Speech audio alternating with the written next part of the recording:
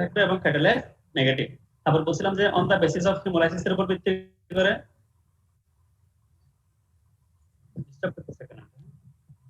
Haemolysis এর উপর ভিত্তি করে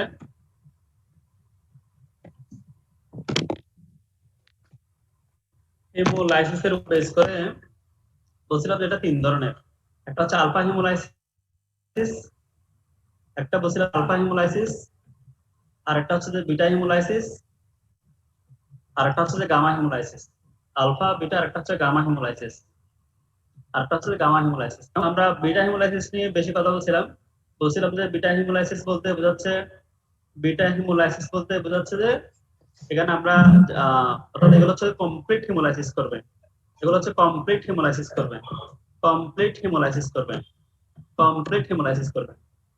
এবং এটাকে বলছিলাম যে আমরা যেটা কম করবে, এবং এটাকে বলছিলাম যে আমরা এটাকে আমরা আবার একটা ল্যান্সফিল্ড ক্লাসিফিকেশন করছি, ল্যান্সফিল্ড ক্লাসিফিকেশন করছি, এটাকে আমরা ল্যান্সফিল্ড ক্লাসিফিকেশন করছি। ল্যান্সফিল্ড ক্লাসিফিকেশনের আন্ডারে এখানে আমরা এ থেকে ইউ তে ক্লাসিফিকেশন করছি। এ থেকে ইউ পর্যন্ত ছিল, এ থেকে ইউ পর্যন্ত ছিল। এর মধ্যে বলছিলাম যে আমাদের ডিজিজ করে যে এ বি টি, ডিজিজ করে যে এ বি টি, ডিজিজ করে যে এ বি টি, ডিজিজ করে যে এ বি টি। কেমন? তাহলে আমরা বললাম যে হিমোলাইসিস করে যে আলফা বিটা, তো আলফা বিটা আর একটা হচ্ছে গামা। তো গামার মধ্যে হচ্ছে যে বিটা, যেটা বিটা হচ্ছে কমপ্লিট হিমোলাইসিস করবে, এবং এটা হচ্ছে যে ল্যান্সফিল্ড, এটা এ থেকে ইউ পর্যন্ত, এ থেকে ইউ পর্যন্ত, এ থেকে ইউ পর্যন্ত। এবং হিউম্যানের সাথে আমাদের ডিজিজ করে যে A B D, A B D, C করে না, E F G F I করে না, বলতে কি করে, তো এগুলো হচ্ছে খুব কম, ইনফ্রিকুয়েন্টলি করে, মাঝে মাঝে করে। কেমন? তারপর বলছিলাম যে আমরা এই যে কমপ্লিট, এটা হিমোলাইসিস, এই আমাদের গুলো শোনাচ্ছে। তাহলে আলফাটা হচ্ছে যে পার্শিয়াল হিমোলাইসিস, আলফাটা হচ্ছে যে পার্শিয়াল হিমোলাইসিস বা ইনকমপ্লিট হিমোলাইসিস। আলফাটা হচ্ছে পার্শিয়াল, মনে রাখার জন্য মনে রাখার যে এরকম বাংলাতে মনে রাখবা, আলফা আংশিক, আলফা আংশিক হিমোলাইসিস করে, আলফা আংশিক হিমোলাইসিস করবে এবং মনে রাখবা। কেমন? বা ইনকমপ্লিট হিমোলাইসিস, আলফা আংশিক। তাহলে বিটাটা হচ্ছে কমপ্লিট, বিটা হচ্ছে কমপ্লিট, বিটা হচ্ছে কমপ্লিট। আর গামা কোনো হিমোলাইসিস করে না, গামা হচ্ছে যে নো হিমোলাইসিস, গামাটা হচ্ছে যে নো হিমোলাইসিস, গামাটা হচ্ছে যে নো হিমোলাইসিস। তাহলে গামা কোনো হিমোলাইসিস করে না। কথা বুঝতে পারছি আমি? তাহলে আলফাটা হচ্ছে আংশিক, বিটাটা হচ্ছে কমপ্লিট, আর গামা কোনো হিমোলাইসিস করে না। বিটাটাকে আমরা বলছিলাম যে এ থেকে ইউ পর্যন্ত ল্যান্সফিল্ড ক্লাসিফিকেশন করছি। এর মধ্যে আমরা বলছিলাম যে যেটা এ আমরা তো 12টা পর্যন্ত বিডিএস নতুন রুটিনটা মনে হয় আপনি পান, আজকে মাইক বাড়াচ্ছে।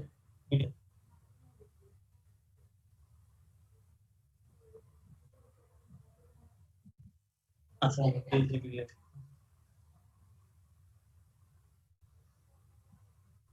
আচ্ছা আমরা কি বলতেছিলাম যে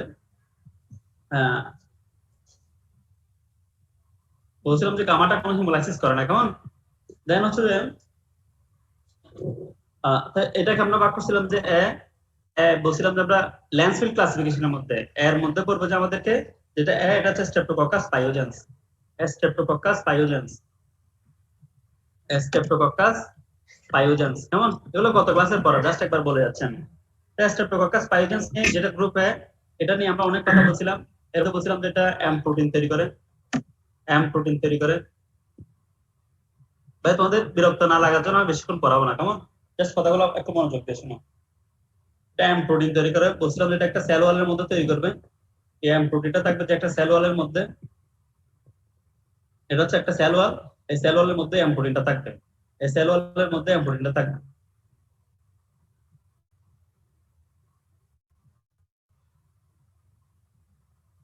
এই সেল ওয়ালের মধ্যে এম প্রোটিনটা থাকবে, এটা হচ্ছে এম প্রোটিন।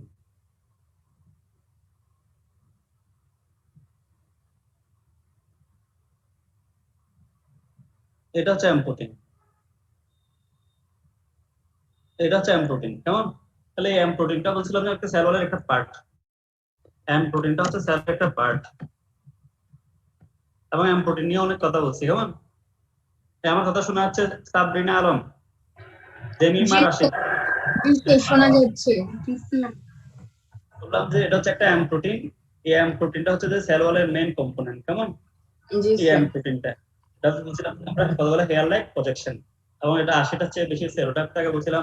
তারপর হচ্ছে এটার কারণে তোমার ফ্যাগোসাইটোসিসটাকে বাধা প্রিভেন্ট করা বলছিলাম, মনে আছে এগুলা? জি স্যার। আবার এটা দুইটা স্ট্রেন থাকে বলছিলাম, একটা হচ্ছে রিউমেটিক স্ট্রেন, একটা হচ্ছে নেফ্রোজেনিক স্ট্রেন। আবার দুইটা স্ট্রাকচারাল পার্ট থাকে বলছিলাম, একটা হচ্ছে যে 1 একটা হচ্ছে 2, মনে আছে এগুলা?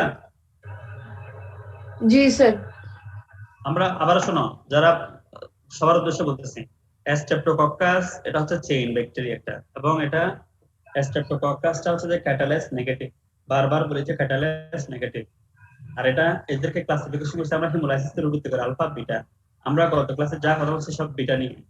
বিটার মধ্যে ছিল ছিল স্ট্রেপ্টোকক্কাস পাইজেন্স, এবং এটার একটা এম প্রোটিন থাকে, এম প্রোটিনটা একটা সেল ওয়ালের কম্পোনেন্ট, এম প্রোটিনটা হচ্ছে একটা সেল ওয়ালের কম্পোনেন্ট, কেমন? এবং এটা বলছিলাম যে নরমালি দেখো স্ট্রেপ্টোকক্কাসটা পাইজেন্সটা কেমন, নরমালি এই পাইজেন্সটা হচ্ছে আমাদের প্যারিংসে অবস্থান করে। এটা প্যারিংস কিন্তু একটা নরমাল ফ্লোরা 5 থেকে 10% ক্ষেত্রে, কম্পিউটারটা খুব স্লো। স্যার এটা কি স্পেসিফিক্যালি কি প্যারিংসেই থাকে জাস্ট নাকি অন্য না, জায়গায়? স্ট্রেপ্টোকক্কাস পাইজেন্সটা নরমালি থাকে না, এখানে প্যারিংসে থাকে যে 5 থেকে 10%, মানে অল্প পরিমাণ নরমাল ফ্লোরা হিসেবে থাকতে পারে, মানে থাকবে সেরকম না, 5 থেকে 10% হচ্ছে যে থাকতে পারে। মনে করেন আমাদের ওরাল ক্যাভিটি থেকে শুরু করে স্কিন থেকে শুরু করে সব জায়গায় বিভিন্ন ব্যাকটেরিয়া অবস্থান করে। যেমন আমি একটা সিম্পল উদাহরণ দিয়ে বলি, মনে করো আমাদের স্কিনের ক্ষেত্রে আমরা বলছিলাম যে অ্যাপিডার্মাইটিস। তাহলে অ্যাপিডার্মাইটিসটা হচ্ছে মোস্ট কমন, কিন্তু এখানে অন্য কোনো অর্গানিজম কি থাকতে পারে না? থাকে। যেমন আমরা গত ক্লাসে বলেছিলাম যে স্টাফিলোকক্কাস অরিয়াস, বা এর আগের ক্লাসগুলোতে অরিয়াস বলছিলাম যে তোমাদের কার্ডিয়াম নেওয়ার কথা ছিল। এই অরিয়াস বলছিলাম যে আমাদের ওরোফ্যারিংস এর ক্ষেত্রে তোমার প্রায় 15% এর মতো থাকতে পারে। তাহলে স্টাফিলোকক্কাস অরিয়াস যদি 15% থাকে, বাকি 85% কি দুষ্পুষ্ট কারা থাকে? তাহলে বাকি 85% এর মধ্যে অন্যান্য অর্গানিজম থাকে। এর মধ্যে হচ্ছে একটা ফ্যারিংস, ফ্যারিংস এর মধ্যে বলছিলাম যে আমরা স্ট্রেপ্টোকক্কাস স্ট্রেপ্টোকক্কাস স্ট্রেপ্টোকক্কাস এই স্ট্রেপ্টোকক্কাস এটা ফ্যারিংস এর মধ্যে প্রায় 5 থেকে 10% থাকে। ঠিক একইভাবে ফ্যারিংস এর মধ্যে যদি 5 থেকে 10% থাকে, তাহলে বাকিগুলো অন্যান্য অর্গানিজম থাকে। আমরা পরাগর কিছু কম করে, যেমন মিউটেন্স পরাগর, ওদের ডেন্টাল ইরাপশন করার সময়, বা আমাদের যে দাঁতগুলো থাকে, দাঁতের চারপাশে যে অর্গানিজম গুলো থাকে, আমরা একটু একটু আলোচনা করবো, যেহেতু আমরা ব্যাকটেরিওলজি পড়াচ্ছি সব আলোচনা করবো ইনশাআল্লাহ। তাহলে গ্রুপ কমপ্লেক্স হিমোলাইসিসের যে ল্যান্ডস্কেপ ক্লাসিফিকেশন, এর মধ্যে যেটা ছিল এটা হচ্ছে স্ট্রেপ্টোকক্কাস পাইজেন্স, এটা ছিল এম প্রোটিন, এটাদের একটা সেল ওয়ালের কম্পোনেন্ট, এটা নিয়ে ক্লাসে কথা বলছি। তারপর বুঝলাম যেটাকে ফ্যারিংস থাকে, ফ্যারিংসে 5 থেকে 10% থাকে আমাদের, কেমন? 5 থেকে 10% থাকে। আমরা বলছিলাম যে এটা স্ট্রেপ্টোকক্কাস পাইজেন্স যেটা, এটা কিছু টক্সিন তৈরি করে, বলছিলাম যে কিছু টক্সিন তৈরি করে। তো টক্সিন আমরা তিনটার নাম বলছিলাম গুরুত্বপূর্ণ, আমরা তিনটা টক্সিনের নাম পড়াইছিলাম গত ক্লাসে। দেখো তুমি বলো, সাবরিন আলম বলো, টক্সিন গুলোর নাম কি ছিল? স্যার হায়ালুরোনিডেস, স্ট্রেপ্টোকাইনেস, আর একটা হচ্ছে হায়ালুরোনিডেস, স্ট্রেপ্টোকাইনেস, আর একটা হচ্ছে স্ট্রেপ্টোডর্নিস অথবা ডিএনএস। ডিএনএস। জি এই যে স্যার। হায়ালুরোনিডেস যেটা বলছিলাম যে আমরা স্প্রেডিং জি ফ্যাক্টর, স্যার। এটা হচ্ছে একটা স্প্রেডিং ফ্যাক্টর, এটা সেলুলাইটিস করে, কি বলছিলাম যেটা এটা সেলুলাইটিস সেলুলাইটিস করে, করতেছে। সেলুলাইটিস। আচ্ছা আমি এখানে একটু কথা বলি সেলুলাইটিস নিয়ে আরেকটু। সেলুলাইটিস কিন্তু যদি বলে যে সেলুলাইটিস প্রধানত কে করে, সেলুলাইটিসটা কিটা আগে বলি। সেলুলাইটিসটা হচ্ছে আমাদের এই যে আমাদের একজন, সেলুলাইটিসটা হচ্ছে আমাদের পায়ের ক্ষেত্রে, অথবা তোমার যে একটা যে কানেক্টিভ টিস্যু যেগুলো আছে, হ্যাঁ, স্কিন এবং তোমার স্কিনের নিচে টিস্যু গুলো, সাবকিউটেনিয়াস টিস্যু গুলোতে, এগুলোতে দেখা যাচ্ছে একটা স্প্রেডিং করতেছে, বা একটা স্প্রেড করে করে করে করে সামনে আগাচ্ছে। যদি কোনো একটা ইনফেকশন হয়, এবং সাধারণত নন সাপোরেটিভ হবে, এটা সাধারণত নন সাপোরেটিভ হবে, মানে কোনো পোস্ট ফরমেশন পাস ফরমেশন থাকবে না, এবং এটা লোকালাইজ থাকবে না। আমি একটু একটু লিখতেছি। স্যার এগুলো এনজাইম এনজাইম হবে না স্যার, এগুলো টক্সিন না। সরি সরি সরি, ধন্যবাদ ধন্যবাদ, এটা হচ্ছে এনজাইম হবে, ধন্যবাদ।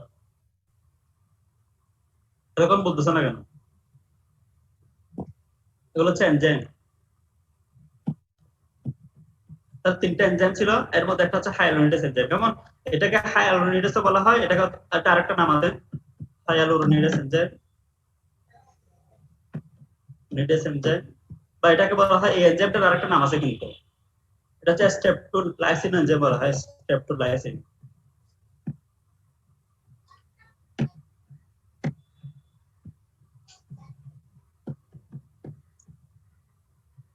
এটাকে স্ট্রেপ্টোলাইসিন এনজাইম বলা হয়। কেমন? তাহলে এই এনজাইমটা হাইড্রোলাইজ বা স্ট্রেপ্টোলাইসিন এনজাইমটা এটা একটা স্প্রেডিং ফ্যাক্টর হিসেবে কাজ করে। এটা হচ্ছে একটা স্প্রেডিং ফ্যাক্টর হিসেবে কাজ করে। এটা একটা স্প্রেডিং ফ্যাক্টর হিসেবে কাজ করে। এটা যেটা বলতেছিলাম এটা হচ্ছে মেইনলি হচ্ছে সেলুলাইটিস করবে। সেলুলাইটিস করবে। কেমন? এই যে সেলুলাইটিসটা করে, সেলুলাইটিসটা কি বলছিলাম? বলছিলাম যে সেলুলাইটিসটা হচ্ছে যে এই যে সেলুলাইটিস এটা হচ্ছে যে সেলুলাইটিস এটা হচ্ছে একটা নন সাপোরেটিভ একটা ইনফেকশন। এটা হচ্ছে নন সাপোরেটিভ এবং এটা হচ্ছে পোয়ারলি লোকালাইজড।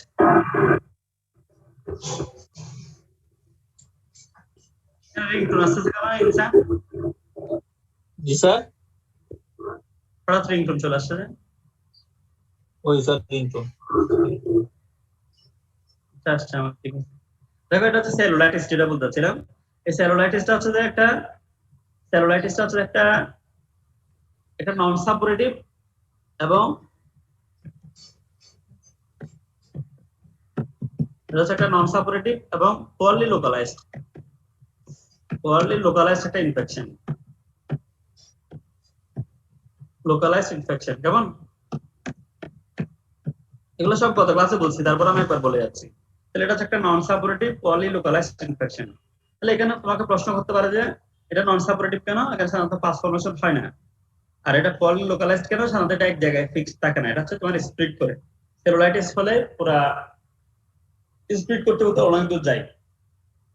এখন তোমাকে পরীক্ষায় স্যাররা যে প্রশ্নটা করতে পারে, সেলুলাইটিস কি শুধুমাত্র স্ট্রেপ্টোকক্কাস পাইওজেন্স করে?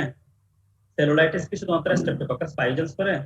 স্যার অরিয়াসও করে, এই প্রশ্নটা তোমাকে স্টেফাইলোকক্কাস স্টেফিলোকক্কাস অরিয়াস। অরিয়াসও করে, যেমন আজকে রাইডের অংশ ছিল অরিয়াসও করে। হ্যাঁ, স্টেফিলোকক্কাস অরিয়াস। একটা হচ্ছে স্ট্রেপ্টোকক্কাস পাইওজেন্স করে, আর একটা হচ্ছে যে স্টেফিলোকক্কাস অরিয়াস করে, সাথে ক্লোস্ট্রিডিয়াম পারফিউজেন্সও করে।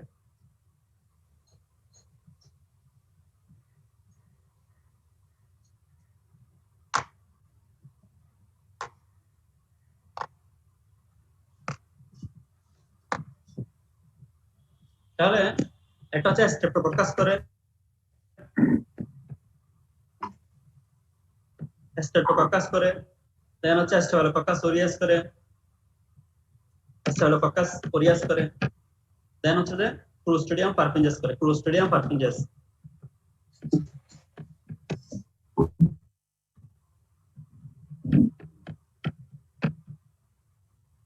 তাহলে এই তিনটা ব্যাকটেরিয়া সেলুলাইটিস করে। তিনটা ব্যাকটেরিয়া কি করে? সেলুলাইটিস করে।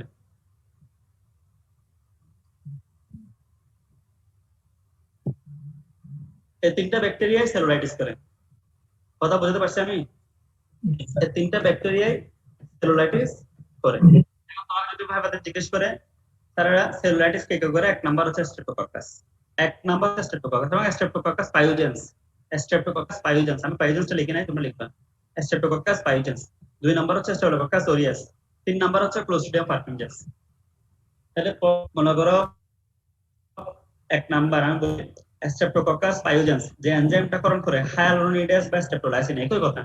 হায়ালুরোনিডেজ অথবা স্ট্রেপ্টোলাইসিন দুটোটাই একই এনজাইম, যেগুলো একটা নাম বললে হবে। এই এনজাইমটা হচ্ছে একটা স্প্রেডিং ফ্যাক্টর কিসের? সেলুলাইটিসের জন্য। সেলুলাইটিসটা কি? এটা হচ্ছে একটা নন সাপোরেটিভ পোয়ারলি লোকালাইজড ইনফেকশন।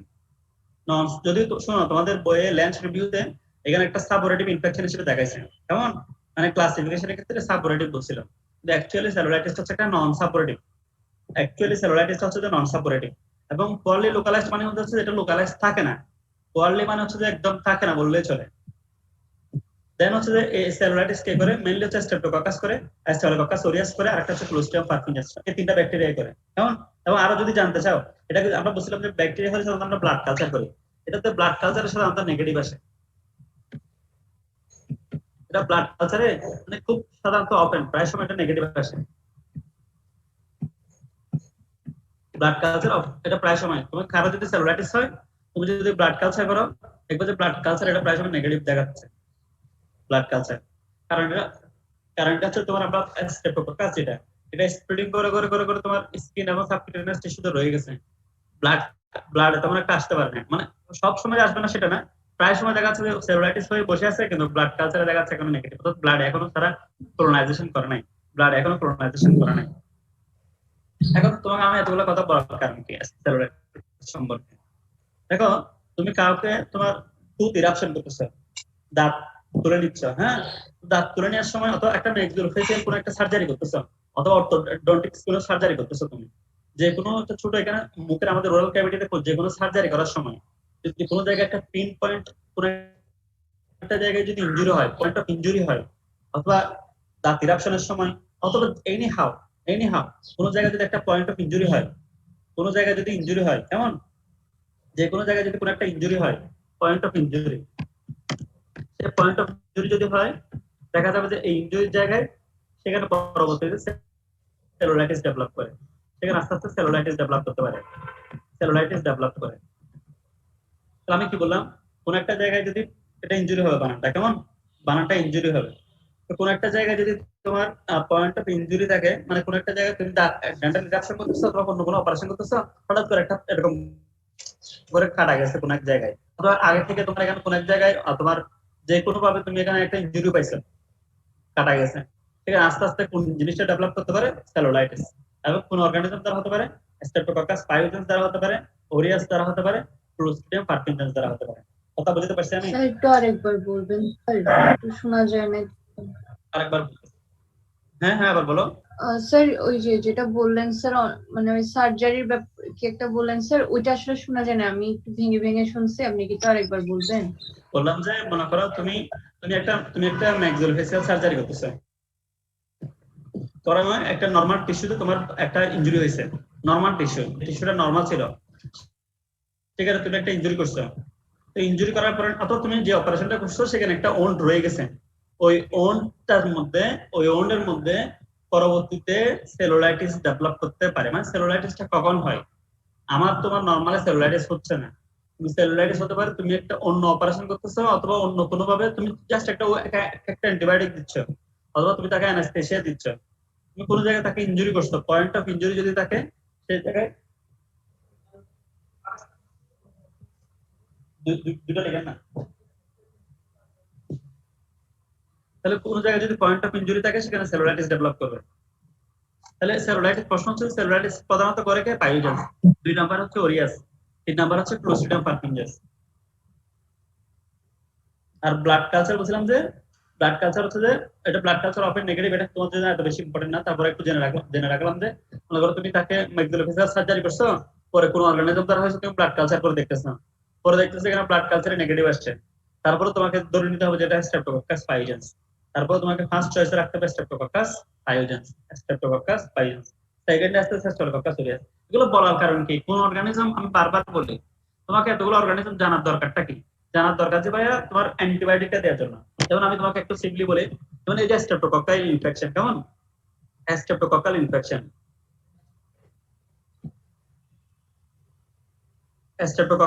কেমন, এই স্ট্রেপ্টোকক্কাল ইনফেকশন যেগুলো আছে এগুলো তুমি পেনিসিলিনের প্রতি খুব বেশি সেনসিটিভ, পেনিসিলিন এবং ইরিথ্রোমাইসিন, পেনিসিলিন এবং ইরিথ্রোমাইসিন, পেনিসিলিন এবং ইরিথ্রোমাইসিন, পেনিসিলিন এবং ইরিথ্রোমাইসিনের প্রতি এগুলো হচ্ছে খুব সেনসিটিভ। তাহলে আমরা কি বললাম, এই যে স্ট্রেপ্টোকক্কাল ইনফেকশন গুলো এগুলো হচ্ছে পেনিসিলিন বানানগুলো তোমরা বানান নিয়ে ঝামেলা করবে না, কেমন, পেনিসিলিন এবং আরেকটা হচ্ছে ইরিথ্রোমাইসিন, পেনিসিলিন এবং ইরিথ্রোমাইসিন হচ্ছে স্ট্রেপ্টোকক্কাস ইনফেকশনটা হচ্ছে কি, তুমি যদি কাউকে সাসপেক্ট করো যে এটা স্ট্রেপ্টোকক্কাল ইনফেকশন, তুমি আইদার পেনিসিলিন দিবা অথবা ইরিথ্রোমাইসিন দিবা, আইদার কথা বুঝতে পারছেন? আর কারো যদি বলো যে পেনিসিলিনের প্রতি অ্যালার্জিক, কারো যদি অ্যালার্জিক থাকে, হ্যাঁ, যারা অ্যালার্জিক থাকবে পেনিসিলিনের প্রতি অনেক অ্যালার্জিক, যদি অ্যালার্জিক থাকে তাহলে অ্যাসপিরিন দিবা,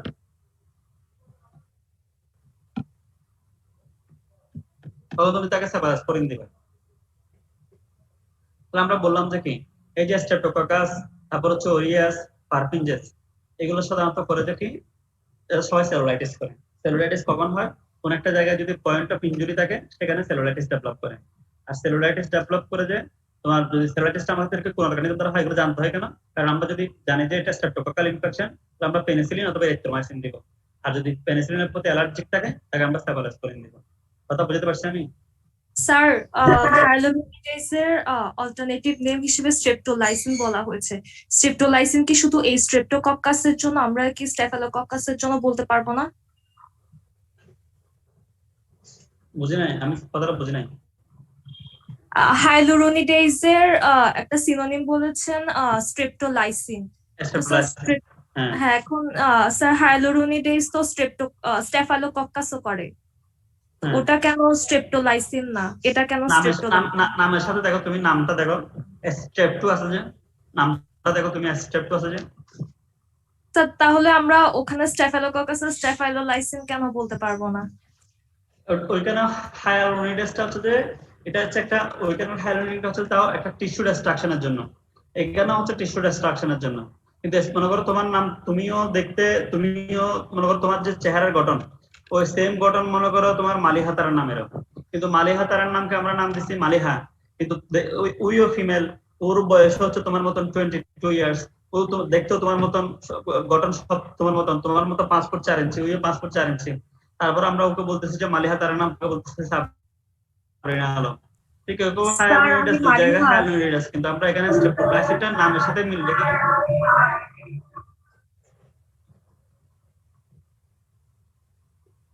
দুই জায়গায় আমরা এটা হচ্ছে স্ট্রেপ্টোকক্কাসের সাথে নাম রেখে এটা বলতেছি স্টেপ্টোলাইসিন বলা যাবে, স্টেপ্টোলাইসিন বলা যাবে। কেমন? বুঝি নাই, মালিহা কি বলছো বুঝি নাই। স্যার আপনি এক্সাম্পলটা দিলেন, আমি আমার মতো ওটা বুঝলাম না। মানে আমার মতো বুঝলাম না বলতে, মনে করো আমি তোমাকে এই যে তোমার স্টেপ্টোলাইসিন, এটা হচ্ছে ওর নামের সাথে মিল রেখে আমি স্টেপ্টোলাইসিন বলছি, নামের সাথে মিল রেখে। তা আমি যদি মনে করো নাম, আমরা একজন কারো নামের সাথে দিন দিয়ে বলি না, দিন বাবার নামের সাথে মিল রেখে বলি না, ঠিক একইভাবে এটা হায়ালুরোনিডাসটাকে আমি স্টেপ্টোলাইসিন বলছি আর কি। স্টেপ্টোলাইসিন বলছি যে ওর নামের সাথে স্টেপ্টোকক্কাস, সেখান থেকে স্টেপ্টো শব্দটা নিয়ে লাইসিনটা বলছি, ঠিক আছে। আর যদি তোমার এত ঝামেলা থাকে, তুমি স্টেপ্টোলাইসিনটা বাদ দিয়ে দাও, শেষ।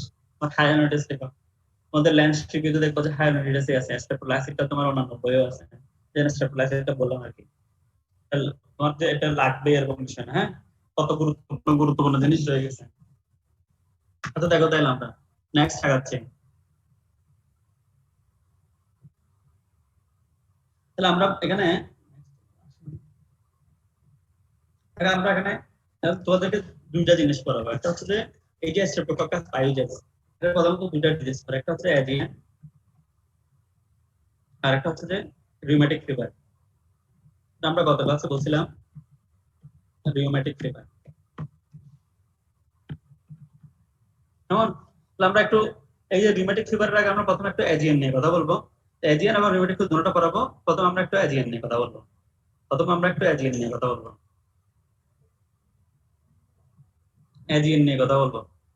এখন দেখো, এই অ্যাজিয়ানটা কতগুলো মনোযোগ দিয়ে শুনবা। তোমার স্ট্রেপ্টোকক্কাস পাইওজেন্স দ্বারা তোমার ইনফেকশন হয়েছে। এই ইনসান আমার কথা শুনুন। হ্যাঁ স্যার, শোনা যাচ্ছে স্যার। তোমার ইনফেকশন হয়েছে, কেমন? জি স্যার।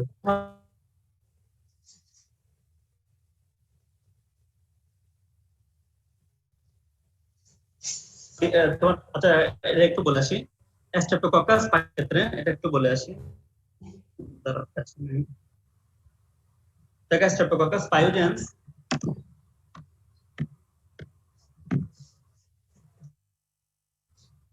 এই স্ট্রেপ্টোকক্কাস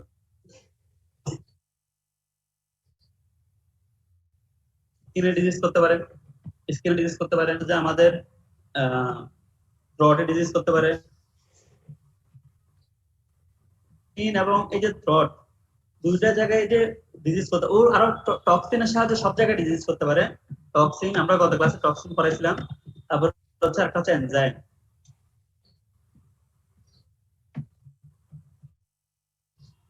অর্থাৎ টক্সিন, এনজাইম এবং লোকালাইজ, তাহলে এই যে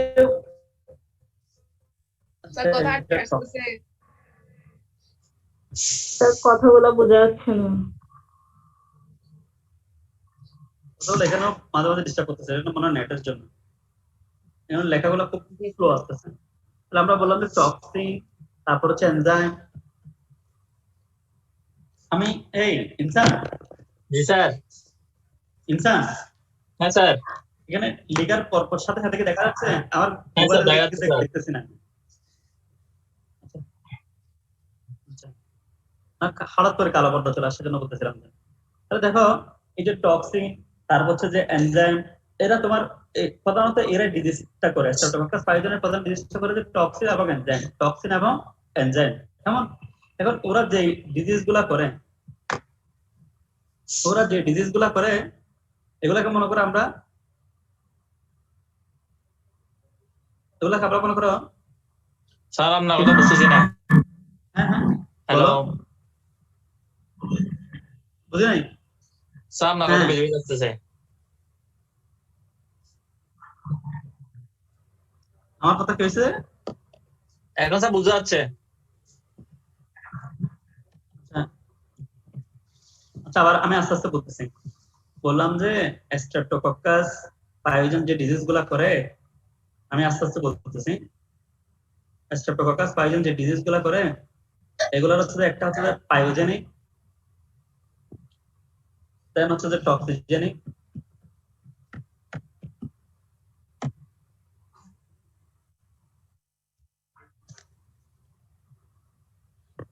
একটা হচ্ছে ইমিউন মিডিয়েটেড। দেখো, ও তিন ভাবে ডিজিজ করে। স্ট্রেপ্টোকক্কাস পাইওজেন তিন ভাবে ডিজিজ করে। কেমন? একটা হচ্ছে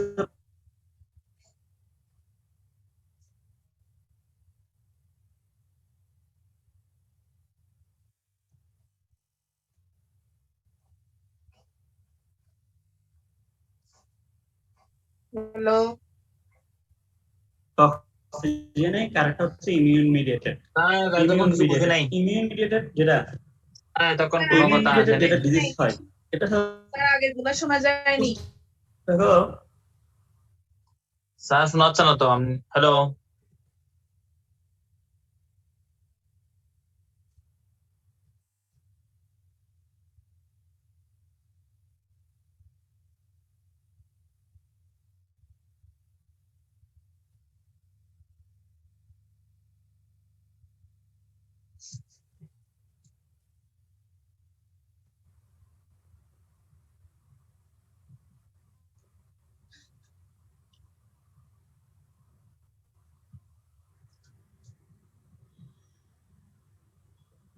আমার কথা কি শোনা যাচ্ছে?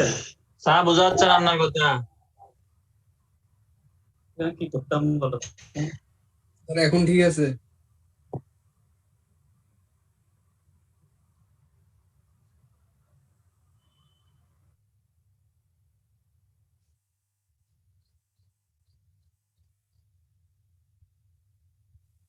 হ্যালো, আসসালামু আলাইকুম।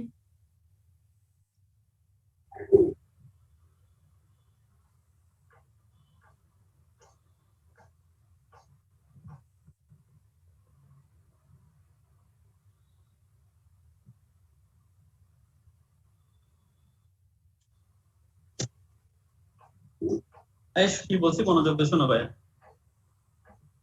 স্ট্রেপ্টোকক্কাস পাইওজেন্স ওরা ইমিউন মিডিয়েটেড ডিজিজ করে, কেমন? এই যে ইমিউন মিডিয়েটেড ডিজিজ করে, ইমিউন মিডিয়েটেড ডিজিজের মধ্যে হচ্ছে একটা হচ্ছে এজিএম, আর একটা হচ্ছে যে রিউমেটিক ফিভার,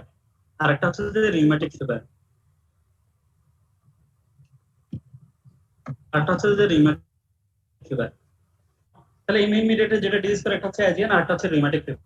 আমরা প্রথমে কথা বলবো যে এজিএন নিয়ে।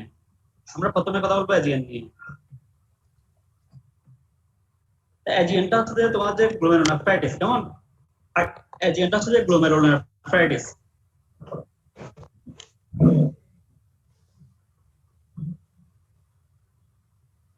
এই ইনসান, আমার কথাগুলো কি শোনা যাচ্ছে? হ্যাঁ স্যার, শোনা যাচ্ছে স্যার। ইনসান, আমার কথাগুলো শোনা যাচ্ছে? হ্যাঁ স্যার।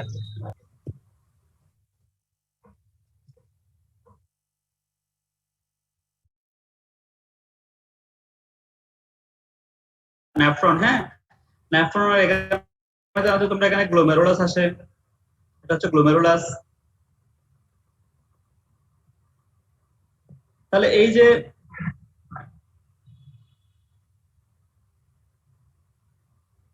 তাহলে দেখো এটা হচ্ছে যে গ্লোমেরুলাস, এটা হচ্ছে গ্লোমেরুলাস। এখানে গ্লোমেরুলাসে যদি এটা হচ্ছে কিডনি, কেমন কিডনির এটা হচ্ছে গ্লোমেরুলাস। এই গ্লোমেরুলাসে যদি কোনো একটা ইনফেকশন হয়, এই গ্লোমেরুলাসে যদি ইনফেকশন হয় তখন এটাকে আমরা বলতেছি যে acute glomerulonephritis, acute glomerulonephritis, acute glomerulonephritis. কোথায় হবে? এই গ্লোমেরুলাসে হবে, এই গ্লোমেরুলাসে হবে। ইনসান দেখা যাচ্ছে? হ্যাঁ স্যার দেখা যাচ্ছে স্যার। না, আমার এখানে মোবাইলে পুরোটা চলে গেছে, দেখ কানেক্টিং লেখা আছে। স্যার আপনাকে আমরা দেখতেছি স্যার সুন্দর করে। আচ্ছা ঠিক আছে, তাহলে এটা হচ্ছে অ্যাজিয়ান, কেমন অ্যাকিউট গ্লোমেরুলোনেফ্রাইটিস। তাহলে এখন এটা হয় কেমনে? এই অ্যাজিয়ানটা হয় যে ভাইয়া কারো যদি আগে থেকে কোনো একটা থ্রোট ইনফেকশন হয় অথবা স্কিন ইনফেকশন হয়, কোনো স্কিন ইনফেকশন হয় অথবা থ্রোট ইনফেকশন হয়, তখন তোমার তাদের অ্যাজিয়ান ডেভেলপ করে। তাহলে স্কিন এবং থ্রোট আমি জিনিসটা বোঝাই বলি। মনে করো ইনসান হঠাৎ করে তার স্কিনে স্ক্যাবিস হয়েছে। স্ক্যাবিস তো নাম শুনছো নাকি? স্ক্যাবিস যদি নাম না শোনো তাহলে মনে করো তার টনসিলাইটিস হয়েছে, ফেরিনজাইটিস হয়েছে। তাহলে তার ফেরিনজাইটিস হয়েছে 2 সপ্তাহ পরে দেখা যাচ্ছে যে তার প্রস্রাব দিয়ে 2 সপ্তাহ বা 3 সপ্তাহ পরে তার প্রস্রাব দিয়ে দেখা যাচ্ছে যে একটু তোমার রেডিশ ইউরিন যাচ্ছে, পাস করতেছে এবং প্রস্রাবের পরিমাণটা খুব কম, প্রস্রাবের পরিমাণটা খুব কম। তারপর ব্লাড প্রেশারটা মেপে দেখলাম ব্লাড প্রেশারটা হাই। তখন আমি আবারও বলতেছি, আগে তার স্কিনে ইনফেকশন ছিল, স্কিনের ইনফেকশন ছিল, অথবা তার একটা এখানে ফেরিনজাইটিস ছিল, ফেরিনজাইটিস ছিল। তারপর সে দেখা যাচ্ছে যে 3 থেকে 4 সপ্তাহ পরে সে আবার দেখতেছে তার প্রস্রাবটা হচ্ছে যে রেডিশ, মানে প্রস্রাব দিয়ে রক্ত যাচ্ছে, তার প্রস্রাব দিয়ে রক্ত যাচ্ছে।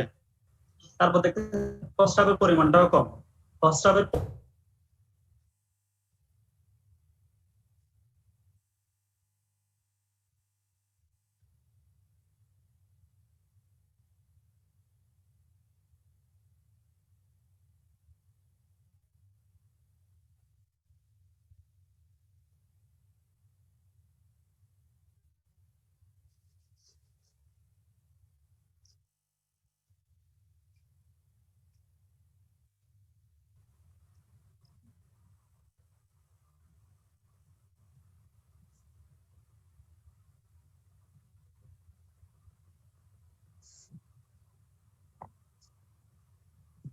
হ্যালো, শোনা যাচ্ছে? এতক্ষণ কি শোনা গেছিল? মাঝখানে কিছু শোনা যায় না স্যার। বেশি নেট সব ডিস্টার্ব তো চলে গেছে, এখন বুঝলাম না এতক্ষণ ডিস্টার্ব করছে কেন, সব চলে গেছে। স্যার কলেজে নতুন টাওয়ার লাগায় বলছিল না ওয়াইফাই?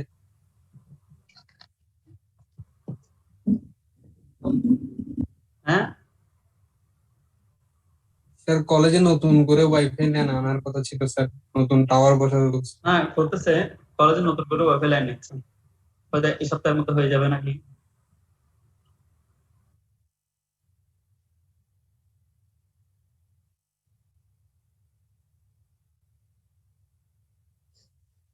দেখো আবার বলতেছি, বললাম যে যদি ইনফেকশন হয়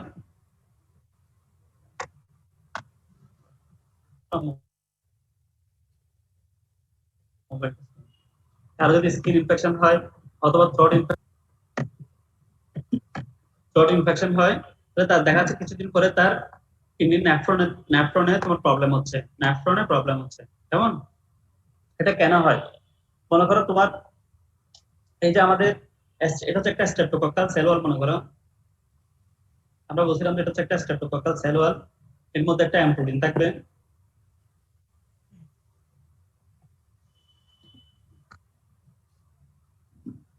বলছিলাম যে এটা হচ্ছে একটা এম প্রোটিন,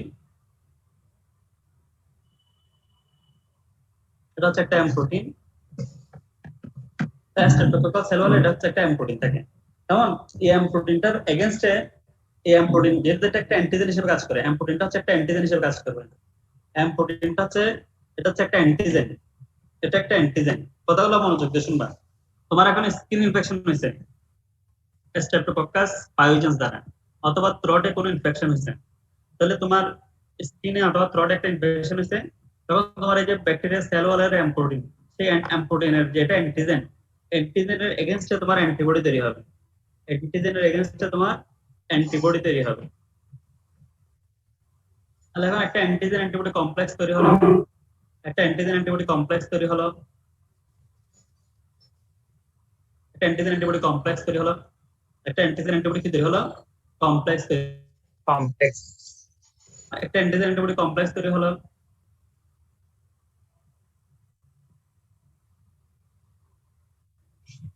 হ্যালো, হ্যাঁ, শোনা যাচ্ছে না? হ্যাঁ স্যার শোনা যাচ্ছে। একটা antigen- হ্যাঁ, আমার মোবাইলও আটকে যাচ্ছে, তোমাদের অনেকে শুনতেছে না কথাগুলো, আমি বুঝতেছি। যে একটা অ্যান্টিজেন অ্যান্টিবডি কমপ্লেক্স তৈরি হবে, এই কমপ্লেক্সটা কি করবে, মনে হয় ইনসানের নেটওয়ার্কটা খুব স্ট্রং, হ্যাঁ ওয়াইফাই স্পিড বেশি, এই জন্য ও খুব সবকিছু শুনতেছে, কিন্তু আমার মোবাইল আগে চলে গেছে।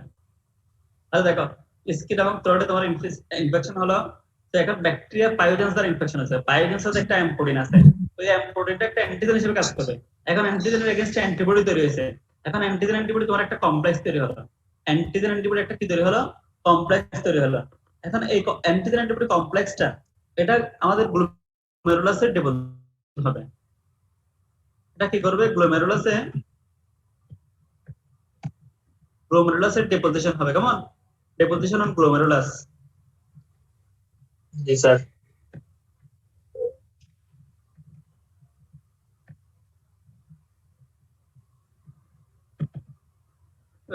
আচ্ছা, বানানটা দেখি না। তাহলে অ্যান্টিজেন অ্যান্টিবডি কমপ্লেক্স তৈরি হলো, এটা গ্লোমেরুলাসে ডিপোজিশন হলো, কোথায় ডিপোজিশন হলো, গ্লোমেরুলাসে ডিপোজিশন হলো, গ্লোমেরুলাসে ডিপোজিশন হলো। তাহলে এখন এই যে আমরা কিছুক্ষণ আগে তোমাদেরকে ন্যাফ্রনে গ্লোমেরুলাস দেখাইছি, তাহলে গ্লোমেরুলাসে যদি অ্যান্টিজেন অ্যান্টিবডিটা ডিপোজিশন হয়, ওরা সেখান থেকে আলটিমেটলি কতগুলা, যদি এটা একটা কমপ্লেক্স, এটা একটা কমপ্লেক্স, এরপর তোমাদের এখানে একটা আমরা তোমাদেরকে কমপ্লিমেন্ট পাথওয়েটা অ্যাক্টিভেশন হয়ে যাবে, এই গ্লোমেরুলাসে যখন এটা ডিপোজিশন হবে, তখন হচ্ছে শর্টকাট সংক্ষেপে বলতেছে আর কি, তোমাদেরকে তো ইমিউনিটি স্যার পড়াচ্ছে, কমপ্লিমেন্ট হচ্ছে কি হবে, কমপ্লিমেন্ট পাথওয়ে অ্যাক্টিভেশন হবে, কমপ্লিমেন্ট পাথওয়ে অ্যাক্টিভেশন হবে, কমপ্লিমেন্ট পাথওয়ে অ্যাক্টিভেশন হবে, কমপ্লিমেন্ট পাথওয়ে অ্যাক্টিভেশন হবে। তখন কতগুলো কেমোট্যাকটিভ ফ্যাক্টর রিলিজ হবে, কতগুলো কেমোট্যাকটিভ ফ্যাক্টর রিলিজ হবে,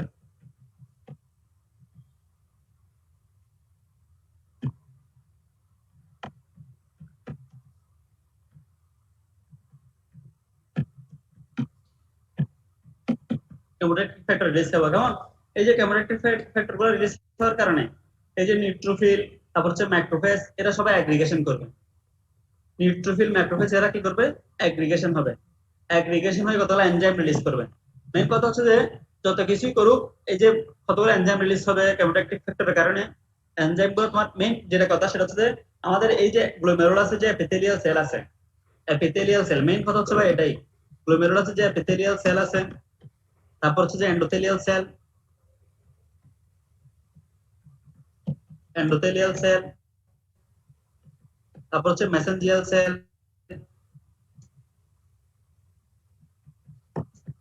মেসেঞ্জিয়াল সেল, এই মেসেঞ্জিয়াল সেল গুলো ইনজুরি হবে, এগুলো এদের সবার কি হবে, ইনজুরি হবে, ইনজুরি হয়ে আলটিমেটলি এজেন্ট ডেভেলপ করবে।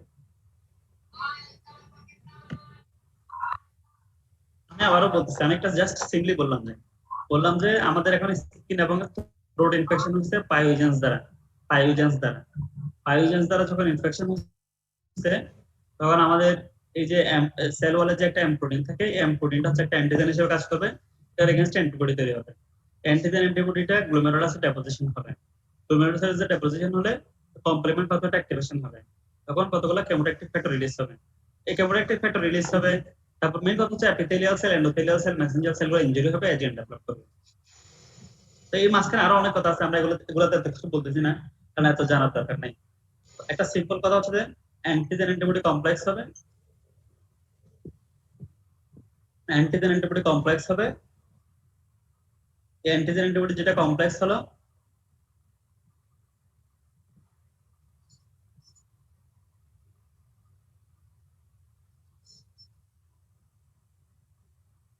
স্যার আমার কথা শোনা যাচ্ছে? হ্যাঁ স্যার শোনা যাচ্ছে স্যার। বললাম যে অ্যান্টিজেন অ্যান্টিবডি কমপ্লেক্স হবে, এগুলো গ্লোমেরুলাসে ডিপোজিশন হবে, কমপ্লিমেন্ট পাথওয়ে অ্যাক্টিভেশন হবে, কেমোট্যাকটিভ ফ্যাক্টর রিলিজ হবে, epithelial cell, endothelial cell injury হবে, কেমন, এইখানে এর মধ্যে দেখো, এর মধ্যে যেটা আমি বলতে চাচ্ছিলাম সেটা হচ্ছে যে এই এতটুকু ফ্যাক্টর কমপ্লিমেন্ট পাথওয়ে অ্যাক্টিভেশন হওয়াটা, গ্লোমেরুলাসের ডেপোজিশন হয়ে কমপ্লিমেন্ট পাথওয়েটা যে অ্যাক্টিভেশন হবে, এই পাথওয়েটা এতটুকু, এই যে যেটা বৃত্ত ভরাট করলাম, এই পাথওয়েটা নিচেরটা কমপ্লিমেন্ট পাথওয়ে অ্যাক্টিভেশন থেকে শুরু করে অ্যাজিয়ান পর্যন্ত শুধুমাত্র গ্লোমেরুলাসের অ্যান্টিজেন অ্যান্টিবডি কমপ্লেক্স হওয়া ছাড়াও, অ্যান্টিজেন অ্যান্টিবডি কমপ্লেক্স হওয়া ছাড়াও এটা অন্যভাবে অ্যাক্টিভেশন হতে পারে, এটা অন্যভাবে অ্যাক্টিভেশন হতে পারে। কথাটা মনোযোগ দিয়ে শুনুন। মনে করো এটাকে আমরা দিলাম, মনে করো আমরা একটা প্রসেস, দেখো 2 নম্বর প্রসেস আমরা বলতেছি যে অন্যভাবে অ্যাক্টিভেশন হতে পারে, অন্যভাবে অ্যাক্টিভেশন হতেও পারে।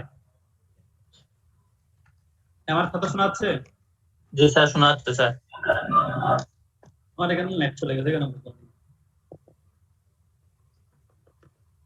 দেখো বললাম যে আমরা স্ট্রেপ্টোককাল যে অ্যান্টিজেনটা আছে এম প্রোটিন যেটা আছে এম প্রোটিন,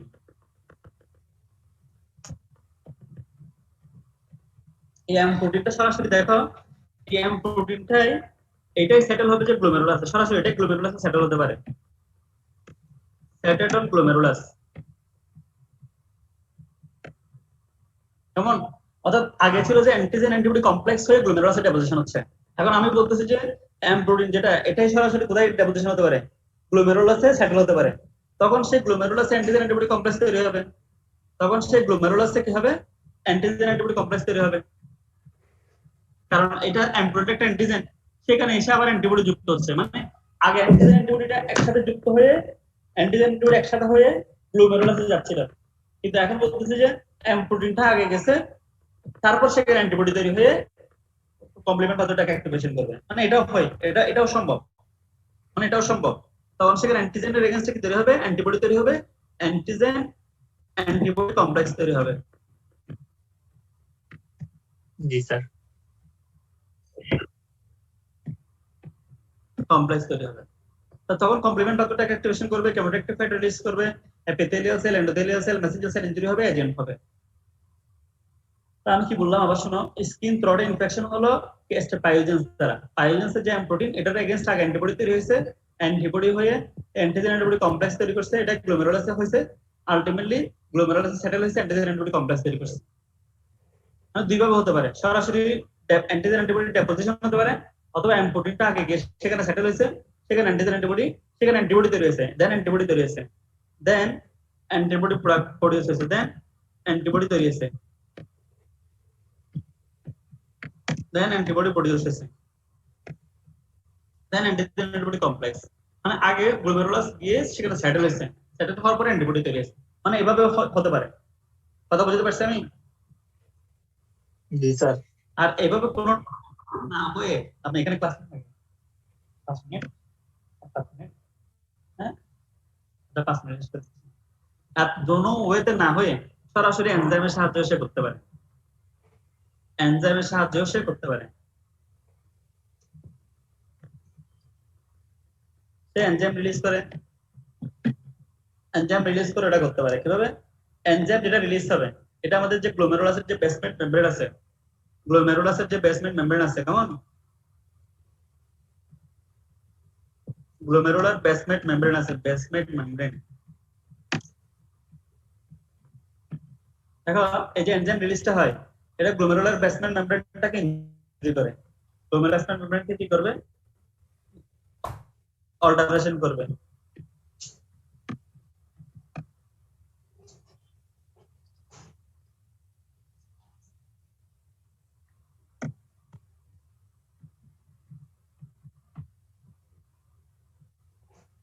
তাহলে আমরা বললাম যে কি, তারা এনজাইম রিলিজ করে, এই এনজাইমটা কি করে, গ্লোমেরুলার, এরা যে আমরা জানি যে বিভিন্ন ধরনের এনজাইম রিলিজ করে, এই যে হায়ালডেস এনজাইম জানি, তাহলে এই যে এনজাইমগুলো রিলিজ করে এগুলো গ্লোমেরুলার বেসমেন্ট মেমব্রেন কি করবে, অল্টারেশন।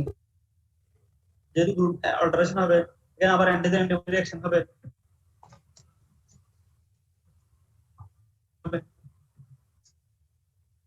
রিঅ্যাকশন হয়ে আবার সেম সে আগের মতো আলটিমেটলি কমপ্লিমেন্ট পাথওয়ে অ্যাক্টিভেশন হতে পারে, কেমোট্যাকটিক ফ্যাক্টর রিলিজ হতে পারে, epithelial cell, endothelial cell, Messenger sell injury হতে পারে, এজেন্ট ডেভেলপ করতে পারে।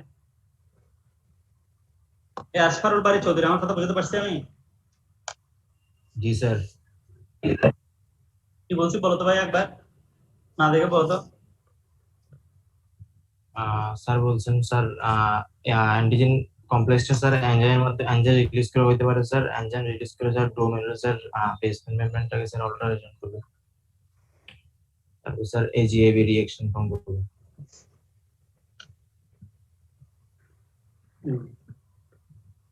দেখো আমি তোমাদেরকে আরেকটা জিনিস বলি, তাহলে আমরা মেইন কথা হচ্ছে সহজভাবে কি স্কিন, এবং কেউ যদি একটা স্কিনের ইনফেকশন নিয়ে আসে, স্কিন ইনফেকশন বলতে বোঝায় সাধারণত স্ক্যাবিস, কেমন? স্কিন ইনফেকশন বলতে সাধারণত বোঝায় স্ক্যাবিস, স্ক্যাবিস, এবং স্ক্যাবিসটা ইনফেক্টেড স্ক্যাবিস হতে হয় সাধারণত। ইনফেক্টেড স্ক্যাবিস মানে স্ক্যাবিস তো যদি যখন ইনফেক্টেড হয়,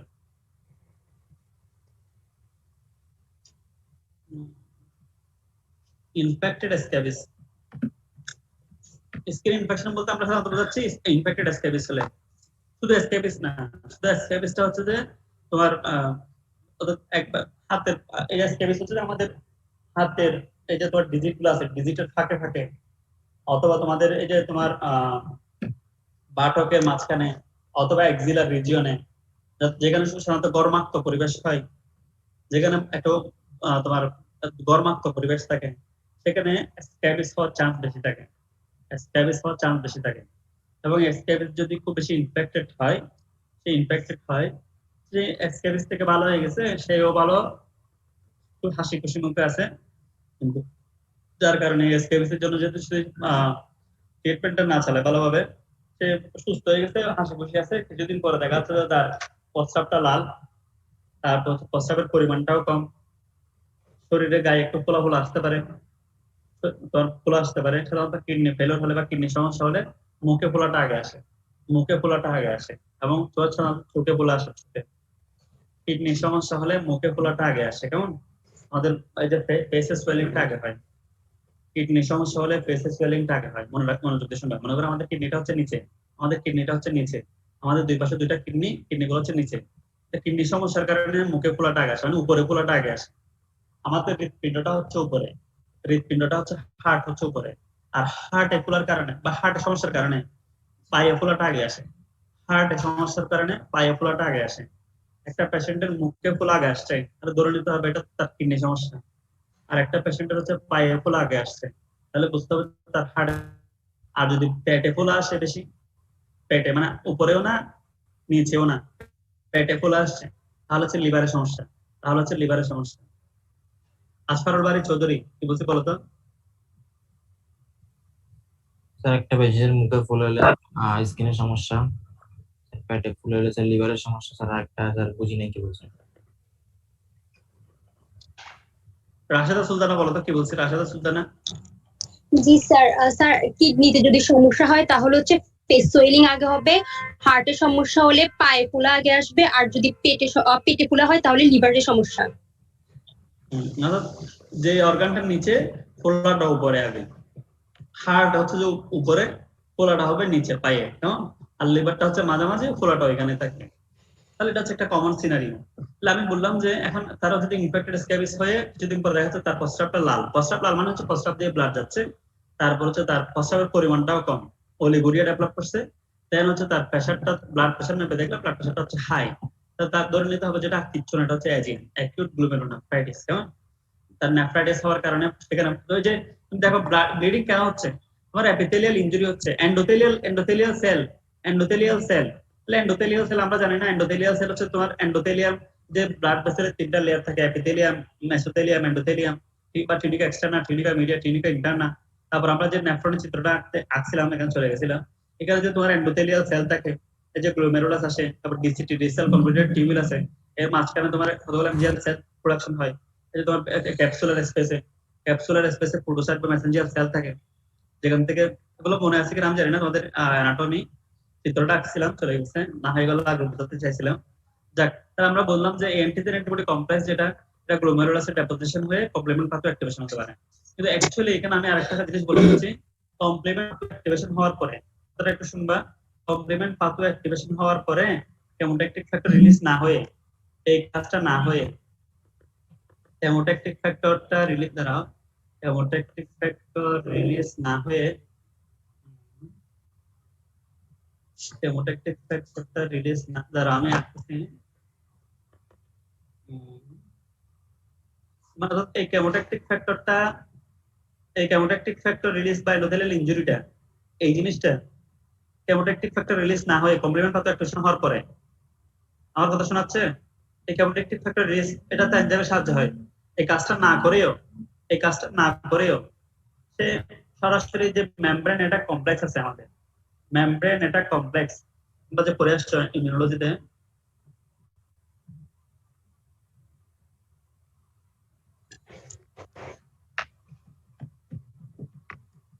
মেমব্রেন এটা কমপ্লেক্স, এই যে মেমব্রেন এটা কমপ্লেক্স কমপ্লিমেন্ট পাথর অ্যাক্টিভেশন হওয়ার পরে আলটিমেটলি যে মেমব্রেন এটা কমপ্লেক্স 5 6 7 8 9 তোমরা জানো, এই মেমব্রেন এটা কমপ্লেক্সের মাধ্যমে এসেও তোমার এপিথেলিয়াল সেল এন্ডোথেলিয়াল সেলের ইনজুরি করতে পারে।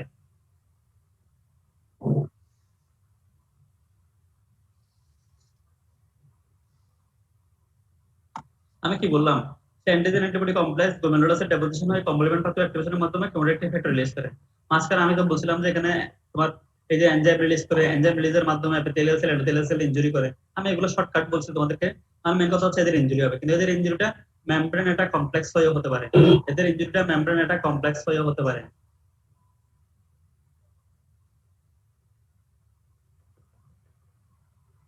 কথা বলতে পারছি আমি? জি স্যার।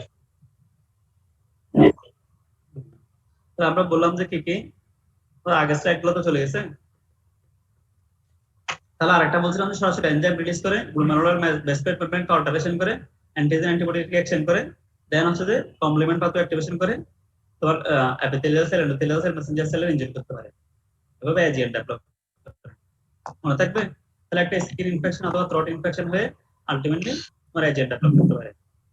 ওদেরকে রিমেডিক কিবোর্ডটা পড়াতে চাইছিলাম কিন্তু ওদের ক্লাস নেবেন না। আচ্ছা শোনো, তোমাদেরকে তাহলে আজকে এতটুকু, আরেকটা স্যার চলে আসছে তো, অনেক ক্লাস নেবে। জি স্যার। আসসালামু আলাইকুম স্যার। আসসালামু আলাইকুম স্যার। আসসালামু আলাইকুম। আসসালামু আলাইকুম স্যার। স্যার আসসালামু আলাইকুম। জাহিন ইসলাম আছে? জাহিন ইসলাম, জেমিমা? জি স্যার আছি। জাহিন ইসলাম তো নাই মনে হয়, রোল নাম্বার 39। এটা এখানে কেন? হ্যাঁ, ও তখন থেকে শেরান স্যার তখন থেকে অন করে এখনো রয়ে গেছে সে, মানে যত ক্লাস হবে সবগুলো প্রেজেন্ট এরকম নাকি? জাহিন ইসলাম